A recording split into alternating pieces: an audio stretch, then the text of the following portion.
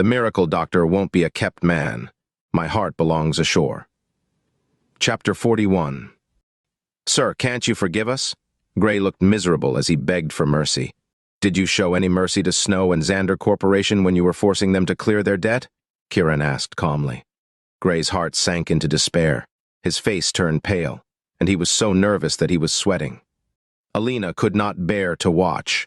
She yelled, "You're crossing the line. Do you think you can do whatever you want just because you have money? When you don't have money anymore, we won't give you any loans. Convert this to cash." Kiran casually gave away another $1 billion check. When the bank teller saw how much it was worth, she fell to the floor. They did not even have $600 million. How could they possibly have $1.6 billion? Gray was stunned. He then turned to slap Alina. "Just keep quiet!" Alina screamed and cradled her face. She was shocked and terrified. Gray then looked at Kiran with a flattering smile. "What do you want, sir?" He knew by now that Kiran was not someone to be crossed. He had casually given away a few $1 billion. He was clearly no ordinary man. It's not even the deadline for Xander Corporation to clear their debt yet, so why is the bank demanding them to clear it now? Kiran asked in a volume that sounded like he was talking to himself. Gray's face paled. After hesitating for some time, he said hesitantly, "Someone asked me to do it, so I did." "Who is that someone?" Kiran asked. It's... Gray stuttered. Clearly, he did not want to say it. Kiran took out another check. When Gray saw that he had more checks, he was scared out of his wits. "It's Fabian Zeigler. Does Bayville Bank belong to the Zeigler family?" Kiran asked out of curiosity. Gray shook his head. Kiran's expression turned cold. "Why is he sticking his nose into this then?" "He wants Miss Snow," Gray answered while sneaking a look at Kiran. "He wants to molest her, you mean?" As if Kiran did not understand Gray's implications, he asked for a verification. Gray nodded in resignation. Suddenly, Kiran turned to the police officers with rage on his face. Fabian Zeigler wants to molest my wife, and Mr. Murphy is a witness to it. I want to make a report." Gray's mind went blank. The police officers also felt troubled. They knew just who Fabian Zeigler was. "You're not going to let me make a report?" Kiran looked at the police officers. Then he looked at Gray. "You're not going to be my witness?" He shook the check in his hand. I'll do it." For the sake of not losing his job, Gray could only say these words. It felt like he was being forced to utter them at gunpoint. The police officers were dispirited. They had been forced to take the case, but they could not offend the Zeigler family either. "I want to hear some results or else." Kiran brought out all his checks and shook them. Gray was petrified, and his face was drained of all color. He looked at the police officers. "I recorded our conversation. I'll give it to you now." He then ran inside to retrieve his phone and get the recording. The police officers were also forced to take the case. Half an hour later, the two officers finished taking Gray's testimony and went off to arrest Fabian. With proof of Xander Corporation clearing its debt in hand, Gray stood respectfully in front of Kiran as he drank coffee. He was no longer as arrogant as before. The rich could be as arrogant as they wanted and call the shots. Since the bank had money, Gray could call the shots and be arrogant. But Kiran had even more money, so Kiran was the one calling the shots. If Kiran reported this, he could get Gray fired from the bank. Kiran stood up and looked towards Snow, who had been silent all this time in dumbfounded shock. "Come on, let's go." It was only then that Snow snapped out of her daze. Gray stood at the entrance and watched Kiran and Snow leave. He felt confused and troubled. Both Kiran and Fabian were people he should not cross. He was flabbergasted and no longer knew what to do. But Alina felt indignant and she grumbled, "You're going to get it for getting on Mr. Fabian's bad side. Just shut up and die already," since Gray's nerves were tight with worry and nervousness. He immediately flew into a rage. He grabbed Alina and slapped her. They started arguing up a storm. Kiran did not beat up Gray and Alina because he had just arrived at Bayville and did not know the power situation here. Besides, once he helped the Xander family with their problem, he intended to divorce Snow and leave. For the Xander family's sake, he did not want to offend too many people in Bayville. Otherwise, those two would not even have the chance to argue with each other. Chapter 42. "Busy admiring me?" Kiran asked. Snow nodded. Then, let's get a divorce. Snow was stunned. All her gratitude and delight vanished without a trace and turned into endless hate. Dream on. As long as I don't feel like it, we're not getting a divorce. So, does that mean that you've fallen in love with me? You're such a narcissist. But it's useless even if you love me. Kiran whistled. There's this girl called Fiona in my village who's beautiful and generous. Shut up, Snow roared. Was he saying that she could not even compare to a village girl? Was he blind? Kiran laughed. Since you don't feel like getting a divorce, I'll just have to make sure you're miserable too. Snow fell silent. In her heart, she swore that she was going to go and see just how beautiful Fiona was one of these days. Snow's phone rang. It was Harold. She picked up the phone but accidentally turned it on loudspeaker. Grandpa. Snow, the 3 big families of Bayville are going to throw a party at Royal Oasis Hotel tomorrow night at 8. They invited us to go. Attend it with Kiran, Harold said darkly. They're throwing a party? Snow asked in annoyance. It's to celebrate their 20th anniversary of working together. Harold's voice became even darker. They've worked together for 20 years? Snow was surprised. They have. They worked together 20 years ago to destroy the York family, and that's how they rose to power as well. Are you saying... Snow quickly covered the mic and turned off the loudspeaker function while she peeked at Kiran. I'll spare you the details. Just attend the party tomorrow on time. I'm old now. I'll leave the future of the Xander family to you two. Harold seemed to have regained his relaxed nature. After saying that, he hung up. Since Snow knew of Kiran's bloodline, she cast Kiran a wary look. But she was disappointed. Kiran remained calm. In truth, Kiran was not calm at all. Both Victor and Harold talked about the York family and Dragon's Mount. His master had also not looked for him after he snuck down the mountain. Somehow, he had a feeling it was because he was connected to the York family. Just how was he connected to the York family, though? Even though he did not know, he was already treating the 3 big families as his enemies, especially the Zeigler family. Fabian wanted to make Snow cheat on him, and it was really annoying. Even if Kiran did not want to marry Snow, that did not mean he would allow other people to steal her from under his nose. Also, the Zeigler family had repeatedly set the Xander family up. Because of it, they deserved death. More importantly, the Xander family had agreed that he could divorce Snow if he got them through danger and developed Dragon's Mount. Since the Zeigler family and the Xander family were enemies, they were the prime targets for Kiran to get rid of so that he could get the Xander family out of danger. No matter what, the Zeigler family had to die. Kiran looked forward to the party tomorrow. He wanted to see the 3 big families. Snow and Kiran said nothing as they returned to the company. Meanwhile, Kiran crossed his arms over his chest and pretended to be nervous as he asked, "Well, what are you planning to do?" "I'm not the sort of man who'll sleep with any woman." "Shut up." Snow shut her eyes and thought, "As if I'm a woman who'll sleep with any man. Why do you have so much money?" Shock filled her system when she remembered those checks. She could finally ask him how he had acquired them. Kiran quickly put his hand in his pocket and said nervously, "This is my private savings." "You're not allowed to take them." Snow nearly blew up in rage. They were married. That meant they shared their finances together. His money was hers, just like her money was his. I'm definitely going to divorce you in the future. By then, I'll have tons of money to get as many sugar babies." "Sugar babies, my foot," Snow interrupted him. She was worried that Kiran had broken the law and fallen into those people's trap. But Kiran was just bullshitting with her. How could she not be angry? "I told you, I'm not interested in you." "Get that through your head, idiot," Kiran scoffed at her. Snow dug her hands into her hair and felt defeated once again. In the end, she just returned to work and treated Kiran as if he did not exist. Meanwhile, the elders of the Zeigler family held a meeting. Chapter 43. Mr. Alfred, is Kiran York part of the York family? The man who spoke was the shortest among them all, but his eyes were the sharpest. He was Theodore Marsh, and the master of the Marsh family. Sitting in the middle was Alfred Zeigler, the master of the Zeigler family and Fabian's grandfather. He was a big man and was keeping quiet, but rage burned in his eyes. The last one was a lanky, fair old man. He stroked his beard and looked at Alfred. "It doesn't matter whether he's part of the York family or not. We can't let Kiran York stay in Bayville. He was Henry Quinn, the master of the Quinn family. Alfred sucked in a deep breath and the rage in his eyes died down. I know. Theodore blinked. If the Xander family is willing to let Snow Xander get married to him, it's highly likely that he's a remnant of the York family.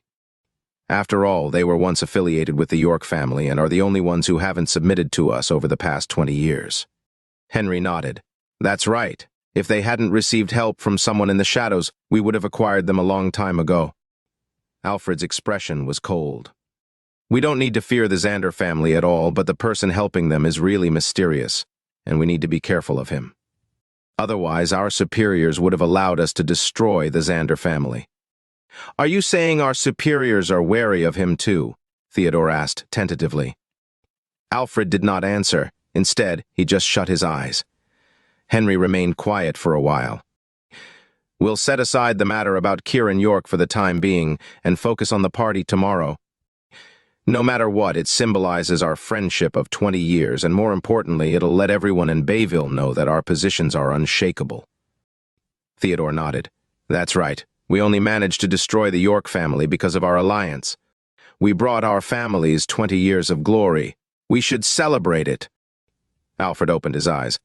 Of course. Besides, I want to sound out the Xander family tomorrow. How are you going to do that? Theodore and Henry asked. Didn't Snow Xander reject my grandson's proposal? I'm going to force her to agree to it, or I'm going to announce my intention to acquire the Xander family in public. That's a good move. Both Theodore and Henry praised Alfred. As for Kiran York, we don't have to care about who he is. Even if he's a remnant of the York family, we don't have to worry about him. We managed to destroy the York family in the past. A remnant who only relies on his fists is nothing to us. Alfred sneered in disdain. Yes, astute observation. We'll work with you on this. Theodore and Henry complimented Alfred again. Someone knocked on the door. Come in. Alfred looked over. A panicky bodyguard came in. Mr. Alfred, the police arrested Mr. Fabian. For what? Alfred demanded. Xander Corporation reported that Mr. Fabian was colluding with Gray Murphy, the manager of Garden Street's Bayville Bank, to harm Xander Corporation. That led to the bank going against their agreement and forcing Xander Corporation to clear their debt. At the same time, they also reported that Mr. Fabian was sexually harassing Snow Xander, the bodyguard said. Alfred and Theodore looked like they had just eaten something vile. Those were not crimes. Xander Corporation was so annoying. Sitting with them in the meeting room was Orion Marsh, Theodore's nephew. He was the first to fly into a rage. Has Xander Corporation lost their minds? Have they cleared their debt? If they haven't, just force them into bankruptcy, Henry said coldly. They have, the bodyguard replied. How did they get the money? Alfred frowned. Kiran York beat the glorious security employees into submission at Neptune's Cove, and all of Xander Corporation's creditors paid 4 times their debt. Glorious security also gave him a lot of money, the bodyguard answered. Alfred threw his cup on the floor. That damn Kiran York! Theodore and Henry's expressions were cold as well. They had not known about the incident at Neptune's Cove and were still talking about the proposal yesterday. Who would have thought that something so shocking would happen? Chapter 44. Have Ezio bail Fabian out. We'll talk about everything else tomorrow, Alfred barked an order while suppressing his rage. He could not have his grandson remain in detention while he attended the party tomorrow. That would be humiliating. Understood, the bodyguard said, and went off to carry out Alfred's orders. The 3 old men said nothing, but they were angry and hated Kiran, even though they had never met him before. However, their years of experience had allowed them to be very level-headed. They had to plan long and hard on how to take down Kiran, or rather, they could not have their planning affect tomorrow's party. Kiran and Snow returned to Marina Breeze Court at night. To no one's surprise at all, Kiran was the first to take a shower again. Snow cast a glance at the bathroom and swung her fist in its direction, but she could do nothing about its occupant. But when she looked around, she suddenly smiled smugly and went over to Kiran's clothes. She searched around his pockets and took out the checks inside. Since she was his wife, she should be in charge of his finances. When she saw the numbers, she cried out in surprise. Kiran thought that Snow was in danger. He put on a pair of short pants and ran out, only to find Snow being dumbfounded while she stared at the checks. Anger surged in him. "What are you doing?" Snow did not care about Kiran's state of undress and just asked with wide-eyed curiosity, "How did you get so much money?" She was already curious when Kiran produced nearly $5 billion worth of checks at the bank. When she saw that Kiran had more than $10 million worth of checks left, she was surprised. "I intend to get loads of sugar babies and live a life where I have power and money. Of course, I need loads of money." Kiran smirked matter-of-factly. When Snow saw how smug Kiran was, she wanted to stab him. Then she rolled her eyes at him and clenched the checks. "They're mine now." "Why?" "Because I'm your wife." "You're my wife just because a piece of paper says so. That paper is legally binding. If that's the case, you have to carry out your duties as my wife." Kiran intentionally threatened her. "Come on! As if I'm scared of you." Snow took a step forward and looked at Kiran's crotch. You want to molest me?" Kiran took a step back in fear. When he remembered the ugly photo, he felt no sexual desire for Snow in the slightest. Snow saw his fear and felt even more smug. She waved the checks in his direction. "Remember, I'm your ugly wife." It was Kiran's turn to be speechless.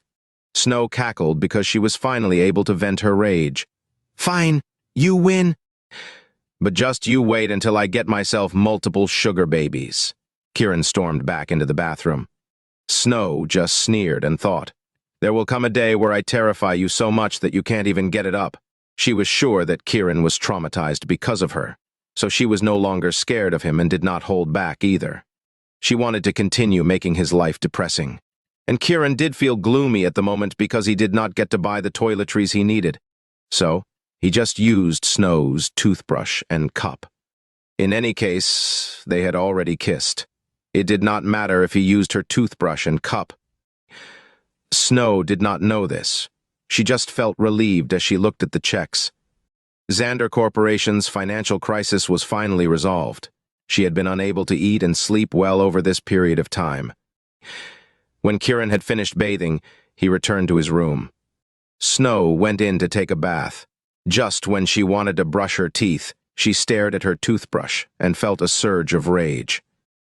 While seething, she charged out of the bathroom and headed to Kiran's bedroom. Chapter 45. Snow shoved the door open. "Ah!" Kiran screamed in terror and anger while he covered his crotch with his hands. After he finished bathing, he went into his room to train, and he was currently using the horse stance. That was fine and all, but he was doing it naked. He had asked Snow to buy him clothes and daily necessities, but if she had not even bought him a toothbrush and toothpaste, why would she buy him underwear and pants? Snow was also shocked. She was not expecting Kiran to stand in his room naked. "You pervert!" Snow yelled at him. "You're the pervert!" Kiran calmed down and retorted angrily. "I'm not interested in seeing your junk." Snow's face was red as she demanded, "Why did you use my toothbrush?" Kiran was about to start crying out of rage. Did she have to charge in just because he used her toothbrush? Annoyed, he said, "You're the one who didn't buy my daily necessities." "Well, why should I buy all that for you?" Snow defended herself. "You're horrible. You took more than 10 billion from me, and you won't even get daily necessities for me." First, Kiran was so angry that he wanted to kill her. "What about it? I give you food and lodging, and you're still dissatisfied?" A flash of cunning appeared in Snow's eyes. "I could have gotten myself sugar babies with that money. I don't need you providing for me. Are you going to take ugly women as your sugar babies?" Kiran was defeated once again and felt dejected. Snow felt even happier when she saw that talking about ugly women really agitated Kiran. "Just be a good boy, or I'm going to make sure you can never be a man." She then left pridefully. "I want a divorce," Kiran shouted in the direction of the door. When Snow came out, she rubbed her eyes to dispel the image of Kiran's naked body. "Let's hope I don't go blind from that image." But I wasn't expecting him to be so ripped. Snow, what are you thinking?" Snow quickly went to the bathroom to squash down the restlessness in her heart. Meanwhile, Kiran felt really frustrated as he lay in bed. His virtue was gone. The ugly picture was no longer just haunting his dreams. On top of that, Snow was a pervert. She came into his room for 2 days straight. Sooner or later, she was going to force herself on him. Kiran got up. Damn it! I'm getting myself a beautiful woman tomorrow, and I'll make her so mad. Both of them were plagued by their own thoughts. The next day, Kiran spent an entire morning at Xander Corporation. When he went to the cafeteria for food, he was showered with admiration by countless female employees.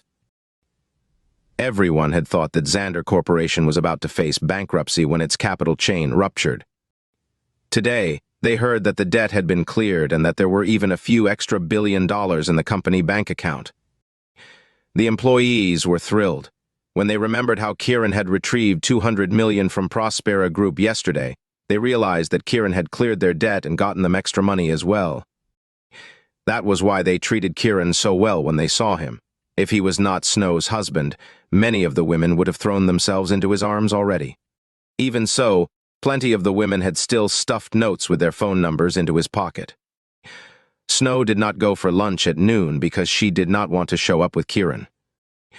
She did not want to get teased, since Kiran did not want Snow to know that he was going to Dragon's Mount during the afternoon. He sat down with a grin on the sofa after he came back from lunch and said nothing. Snow was puzzled at the sight of Kiran just grinning without saying anything. Have you lost your mind? I'm about to. Kiran became even more excited. Get your head checked. Snow rolled her eyes at him. What steps do you city people take when going on dates? Kiran asked curiously. What do you mean? Snow asked. I have a lot of ladies' phone numbers with me, and I was wondering who I should ask out on a dinner date. Would they throw themselves into my arms like you did? Chapter 46. Snow felt she was about to implode, but she still suppressed her anger and smiled. If you want to go on a date, then you should take them out for Western food, drink some red wine, and do whatever it is that is needed to get to know each other better. Kiran snapped his fingers. Thanks for the tip. Do you even have money? Western food is expensive. Snow's grin grew wider. Why would I need money? Why wouldn't you need money? Since marrying you, I haven't spent a single penny. You even paid for the marriage license. Just die. Snow had wanted to tease Kiran and make him mad, but Kiran just made her mad instead. Kiran blinked innocently. I see. I have to spend money on them? Then, he laughed. Snow then realized what he was implying. You asshole! You're saying I'm cheap? Snow charged at Kiran like a raging lion and wanted to fight him, but Kiran had already left the room. Snow missed her target and saw the 20 or so notes scattered on the tea table. Feeling angry, she picked them up and tore them apart. Damn you! I'm not going to sleep with you anymore, and you're not going to sleep with other women either. Kiran pushed the door open and looked in. Any more? As in, you were actually thinking about sleeping with me? Snow stood frozen. Kiran laughed and shut the door. In her frustration, Snow wanted to cry, but she also felt so embarrassed that she wanted to crawl into a hole and die. When Kiran left the building, he drove Snow's car to Dragon's Mount. He had intentionally made Snow angry just now so that she would not look for him. He could tell that she was a kind soul who was really worried about him. If she had not photoshopped her picture to pull a prank on him, he would have fallen in love with her. But he would always think of the photo whenever he was with Snow, and her presence traumatized him. He was determined to divorce her. Dragon's Mount was to the east of Bayville. Bayville was located on higher ground to the south and lower to the north. It had one river cutting westward through the city until it joined the ocean. That was why Dragon's Mount was to the east. It was also part of the only mountain range in Bayville. Dragon's Mount was the tallest mountain in the mountain range. It looked like a dragon, and that was why it was known as Dragon's Mount. Since it was located in the mountain range, the number of people Kiran saw on his way to the mountain gradually dwindled. Passing cars were also few and far between. When he was almost at Dragon's Mount, he saw an old woman with a slightly hunched back. She had a bag in her hands and was walking to the mountain. The old woman seemed to be really sad. She occasionally swiped at her tears.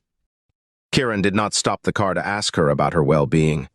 After all, he had no right to ask about another person's private emotional affairs. When Kiran reached Dragon's Mount, It was already 1:30 p.m. Onyx had only asked to meet him at Dragon's Mount.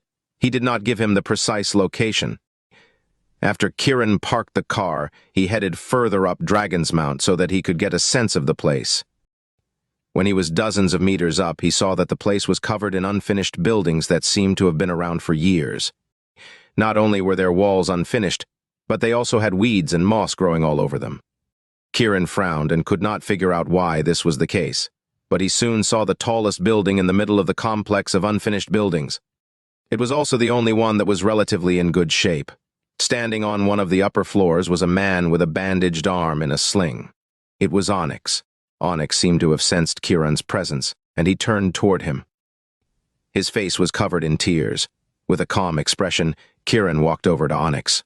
Chapter 47. "You're crying because of a broken arm?" Kiran teased him, but Onyx did not answer. Instead, he knelt before Kiran. Kiran was shocked as he stared at Onyx. "Mr. Kiran," Onyx shouted and cried even louder. Surprised, Kiran asked Onyx, "What did you just call me?" "Mr. Kiran, you're the heir of the York family," Onyx said as he crawled forward. Kiran trembled slightly as he leveled Onyx a sharp look, but Onyx's eyes were clear and without deceit. "I was the York family's bodyguard in the past. 20 years ago, the master knew that the York family was going to be in danger and asked me to leave the family to join the Zeigler family.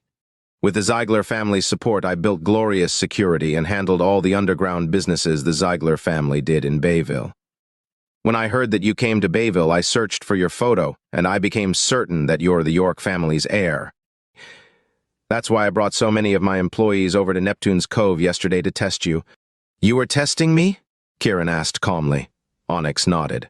"I was testing you. If you weren't strong enough, you would have just died after coming back.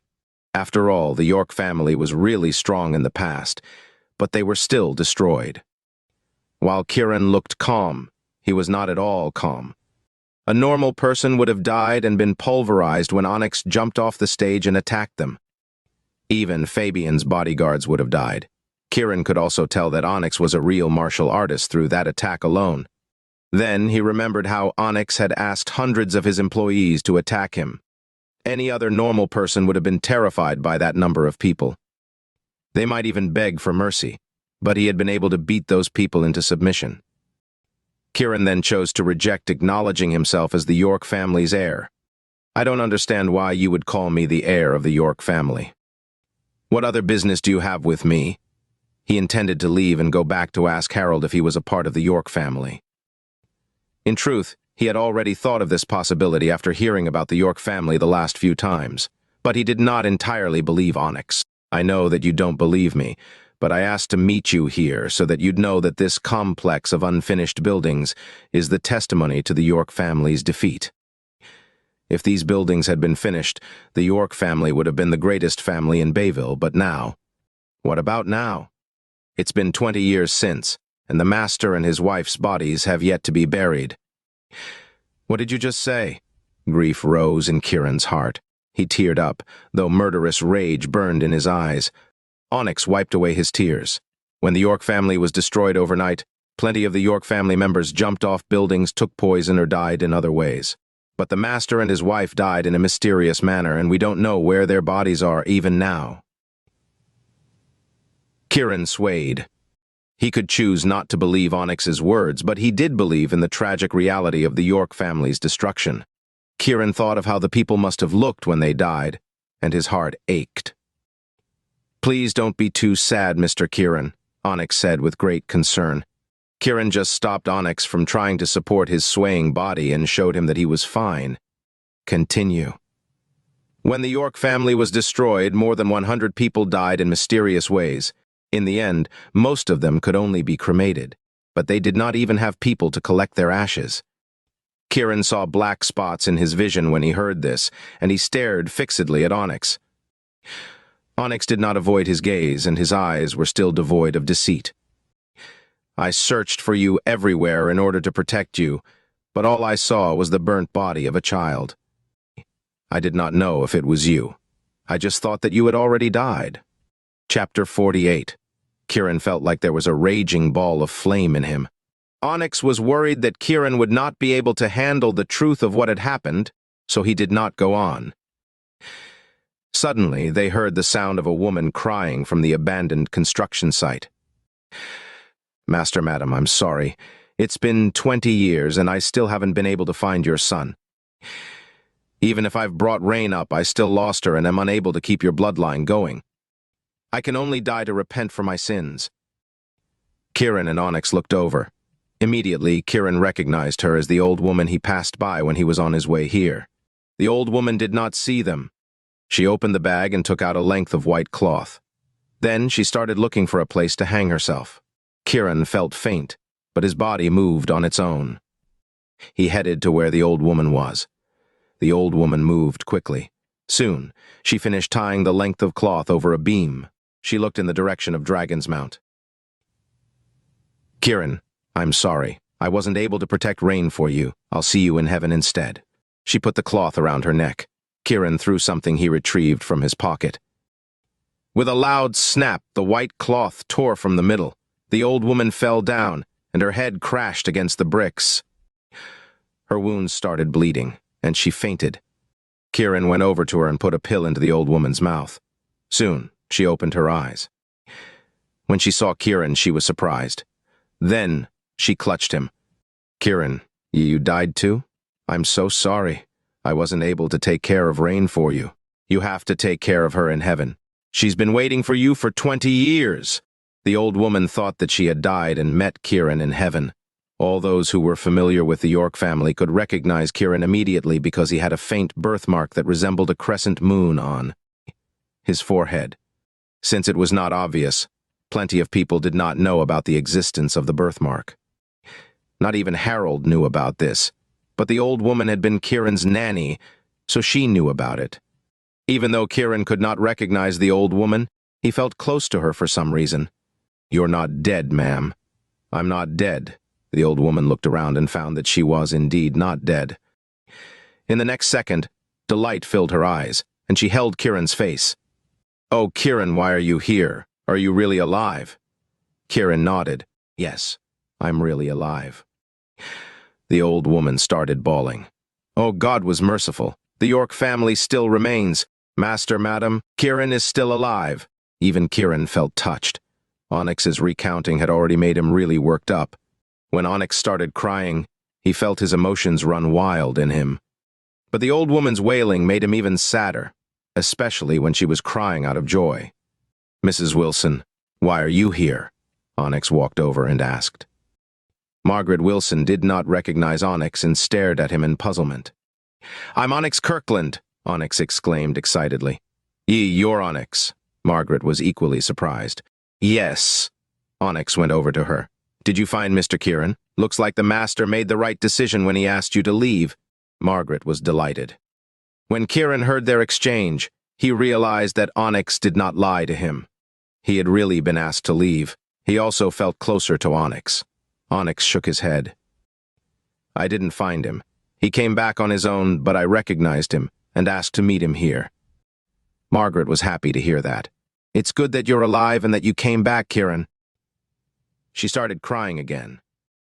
"Mrs. Wilson, why were you trying to hang yourself?" Onyx asked. Margaret hesitated. Clearly, she did not want to tell them the reason. Chapter 49. "Who is Rain?" Kiran asked. "Aren't Rain and Squall your children?" Onyx asked. "By the way, I haven't seen Squall at all over the past 20 years. Where is he?" Margaret gave Onyx an inquisitive look, but she just cried and said nothing. "I've been protecting and providing financial help to you and your family over the past 20 years. That's how Rain was able to enroll in Bayville University, but I haven't seen Squall at all over the past 20 years. Where is he?" Onyx asked. "Squall is," Margaret cried again. "What happened to him?" Onyx asked urgently. "When the York family was destroyed, I strangled Squall and burned his corpse until he was unrecognizable. I did it so that I could protect Mr. Kiran." Margaret started bawling. Kiran trembled and nearly fell, but fortunately for him, Onyx caught him. He teared up. Margaret's love for him was as great as a mother's love, even though no mother would ever kill their own children. Margaret did it so that her son could serve as Kiran's body double, and so that Kiran could be saved. Margaret continued, The madam asked me to take Kiran and Rain with me and raise them. They were then to be married so that the York family's bloodline could continue. At that time, the enemies came too suddenly, so I brought Kiran out and put him in a secret place before I went back to retrieve Rain. But when I came back, Kiran was already gone. So, I lived in secrecy with Rain in Bayville and did odd jobs. Sometimes I even worked as a janitor while I searched for Kiran. Kiran was already crying at this point. A man seldom shed tears, but he would when he was truly sad. While Kiran had not seen how the York family was destroyed, he could imagine just how terrifying it had been. What happened to Rain? Kiran squashed down his desire for revenge and asked Margaret. She's fine. Margaret avoided his gaze and refused to tell him. It was clear that she was worried about Kiran and did not want him to be in danger. You can tell Mr. Kiran, Mrs. Wilson. He's really strong. Look at my arm. He broke it, Onyx said. Mr. Kiran broke your arm? Margaret looked at Onyx in shock. Onyx had been the strongest among the York family's bodyguards and could fight against dozens of people alone. She was surprised when she heard that Kiran had broken Onyx's arm. He even did it in one punch, Onyx stressed. Margaret was doubly surprised, but she still shook her head. Kiran, leave Bayville right now and marry a woman you like. Don't stay in Bayville. Forget that you have a fiancée called Rain, and forget about taking revenge for the York family as well. Kiran was alive, and in Margaret's eyes, that was the York family's greatest hope. Mrs. Wilson, can I call you Mom? Kiran felt touched and asked. My good boy, I'm already content that you think of me as your mother. Leave. Forget that you were ever part of the York family, Margaret said as she caressed Kiran's face. She had killed her own son in order to save Kiran. It was clear that she treated Kiran as her own son. Mrs. Wilson, don't be silly. Mr. Kiran is really strong. Besides, how could he possibly leave after learning about the blood feud? Just tell us what happened to Rain, Onyx urged her to speak. But Margaret still hesitated. Kiran helped her up. If you don't tell me, I'll go over to the Zeigler family right now and tell them that I'm part of the York family. Even though he did not know just who destroyed the York family, he could still guess that the three big families had played a part in it. Don't. You can't get on the three big families' bad side. Not even the York family could stand against them. Margaret tried to stop him. Then, don't waste any more time. Mr. Kiran can and will do what he just said he would, Onyx continued, urging her to speak. Chapter 50. Margaret was still conflicted. Regardless of whether Rain is my sister or the fiancé my mother arranged for me, I won't let her be hurt, Kiran said calmly but firmly. Even so, they could sense his rage. It was like an exploding volcano. After some more hesitation, Margaret whispered, Mitchell Quinn of the Quinn family abducted her. He said that he wants to. Figure out where Mitchell Quinn is, Kiran said to Onyx. Onyx took out his phone and made a call. In less than 5 minutes, he received an answer. Onyx looked at Kiran. He's at number 3, Dragonview Residences. Take Mrs. Wilson down the mountain. Kiran then hurried down the mountain. Kiran, you have to stay safe. You have to. But before Margaret could finish speaking, Kiran had already left. Onyx looked at Margaret. Don't worry. Rain will be fine with Mr. Kiran around. But the three big families are really strong. Can he really defeat them? Trust him. Onyx's eyes shone with great conviction. He knew very well that the Xander family had asked Kiran to stay in Bayville so that he could make the York family rise to power again. Taking revenge was thus necessary. Going up against the three big families was also necessary. Kiran's path had only just begun. Kiran drove over to Dragonview Residences. A few days ago, he bought a map, and at present he could accurately pinpoint every part of Bayville even better than any GPS. Kiran looked ahead as rage burned in his heart. His family was destroyed. Margaret had her son die in his place. His mother asked him to keep the York family bloodline going before she passed. Whenever he thought of these things, he felt a sharp pain in his heart, but he also felt touched. Even though it was common for the people of a country to scatter when it was destroyed, the Xander family had instead held on to their loyalty for 20 years after the York family's destruction. Onyx and Margaret also remained loyal for 20 years. He was touched by their love. Kiran also knew that his master had approved of Kiran's return to Bayville to take revenge for the York family. Bayville, I've come back and so has the York family. I'm going to make all of you pay for what you did to us. Mitchell Quinn, you're going to be the symbol of the York family's return. Murderous rage burned in Kiran's body. At no Dragonview residences, Mitchell Quinn wore a nightgown. There were 3 other seductive women in the room. At that moment, a bound woman was lying on the sofa. She was around 21 years old. She wore jeans, a white t-shirt, and sneakers. Even though they were not branded goods, they were clean, and she gave off an air of youthful purity. However, her pretty face was covered in tears. Despite having a towel stuffed in her mouth, she still tried to speak. But it was futile. Mr. Mitchell, is she the prettiest girl in Bayville University? One of the women with nails painted black raised her hand to touch the bound woman. The woman shook her head and wanted to move away from her. She's Rain Frost, and she's widely known as the most beautiful girl in the university. Mitchell stared perversely at Rain's body, which had become even more seductive after she was bound. Widely known? I couldn't tell, the woman said in distaste. I don't think she likes us touching her. Another woman touched Rain. Rain wanted to move away again, but she could not. If she doesn't like us touching her, then she must like Mr. Mitchell touching her, the third woman said with a smile. Oh, so she wants a man to make love to her? The first woman teased her. Mr. Mitchell, she's waiting for you. The other 2 women went over to Mitchell and hugged his arms while they spoke sweetly to him. I don't think she has any experience. Should we give her some lessons? The first woman winked at Mitchell, who was delighted.